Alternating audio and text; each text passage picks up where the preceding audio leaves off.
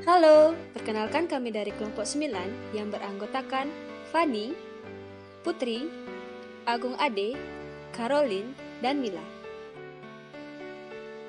Di video ini, kita akan belajar mengenai macam-macam penafsiran hukum. Nah, tahukah kamu?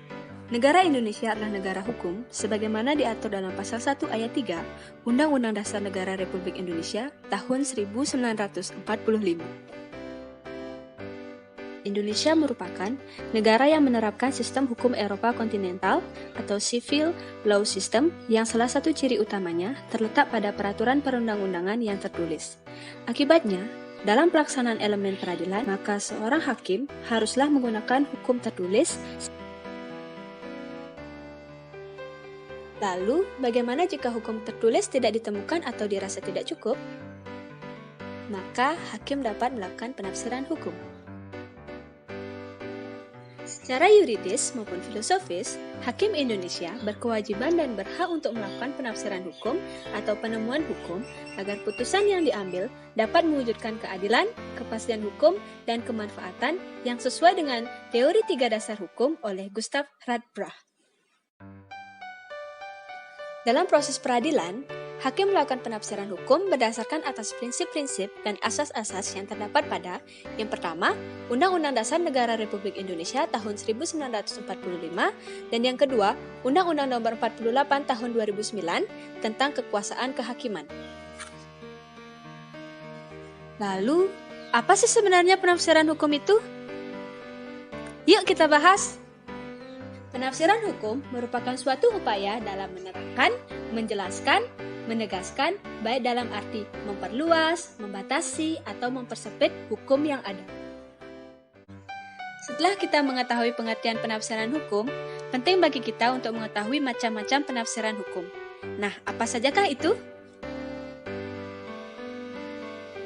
Ada 7 macam penafsiran hukum, yaitu yang pertama, penafsiran linguistik, kedua, penafsiran otentik, ketiga, penafsiran historis, keempat, penafsiran sistematis, yang kelima, penafsiran ekstensif, keenam, penafsiran restriktif, dan yang terakhir, penafsiran a contrario. Yang pertama, penafsiran sistematis. Penafsiran sistematis merupakan penafsiran menurut sistem yang ada dalam rumusan hukum itu sendiri, seperti halnya dalam hubungan antar pasal atau ayat yang ada dalam peraturan hukum itu sendiri.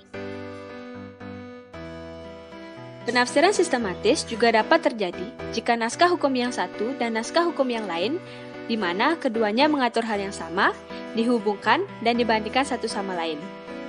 Misalnya, pengertian dewasa dalam Kitab Undang-Undang Hukum Pidana tidak ditemukan tetapi ditemukan dalam Kitab Undang-Undang Hukum Perdata, maka bisa ditafsirkan dengan ketentuan yang terdapat dalam hukum perdata.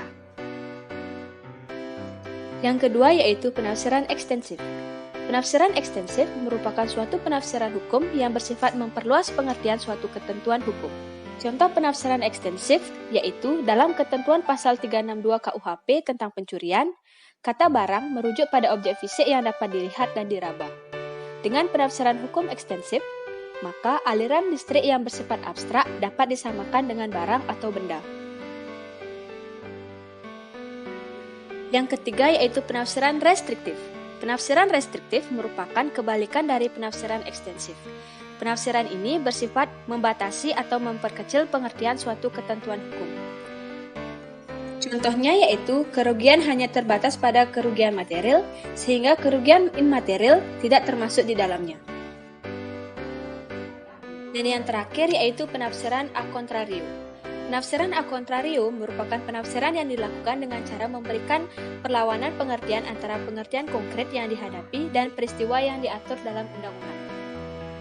Contoh penafsiran a contrario dalam pasal 34 KUH Perdata menentukan bahwa seorang perempuan tidak diperbolehkan melakukan perkawinan baru kecuali setelah lampau jangka waktu 300 hari sejak pembubaran perkawinan yang terakhir. Berdasarkan penafsiran a contrario, ketentuan tersebut tidak berlaku bagi laki-laki karena tidak diatur dalam ketentuan pasal tersebut. Itulah tadi pembahasan mengenai macam-macam penafsiran hukum. Gimana? Seru kan?